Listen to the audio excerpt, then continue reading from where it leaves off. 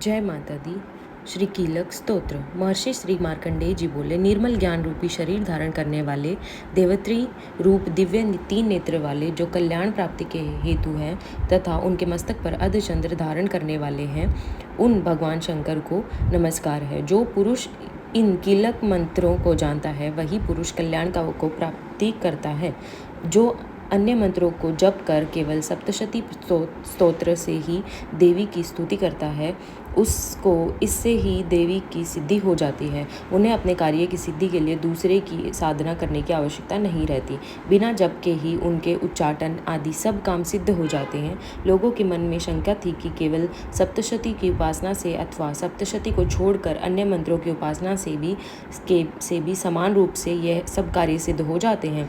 तब इनमें से कौन सा श्रेष्ठ साधन है? लोगों की इस शंका को ध्यान में रखकर भगवान शंकर ने अपने पास आए हुए जिज्ञासुओं को समझाया कि यह सप्तशती नामक संपूर्ण स्तोत्र ही कल्याण को देने वाला है। इसके पश्चात भगवान शंकर ने चंडिका के सप्तशती नामक स्तोत्र को गुप्त कर दिया।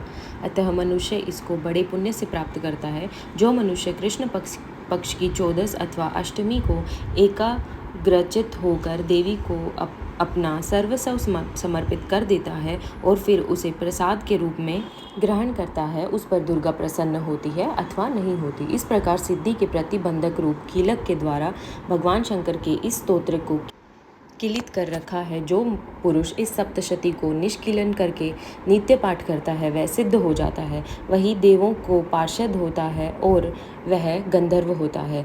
सर्वत्र विचरते रहने पर भी उस मनुष्य को इस संसार में कहीं कोई डर नहीं होता। वह आप मृत्यु के वश में नहीं पड़ता और मरकर मोक्ष कर प्राप्ति हो जाती है। किंतु इस कीलक की विधि को जानकर कि सप्तशती का पाठ करना चाहिए, जो ऐसा नहीं करता वह नष्ट हो जाता है। कीलन और निष्कीलन संबंधी जानकारी के पश्चात ही यह स्तोत्र निर्दोष होता है और विद्वान पुरुष इस निर्दोष स्तोत्र का ही पाठ आरंभ करते हैं। स्त्रियों में जो कुछ सौभाग्य आदि दिखाई देता है, वह सब इस पाठ की ही कृपा है। इसलिए इस कल्याणकारी स्तोत्र का सदा पाठ करना चाहिए।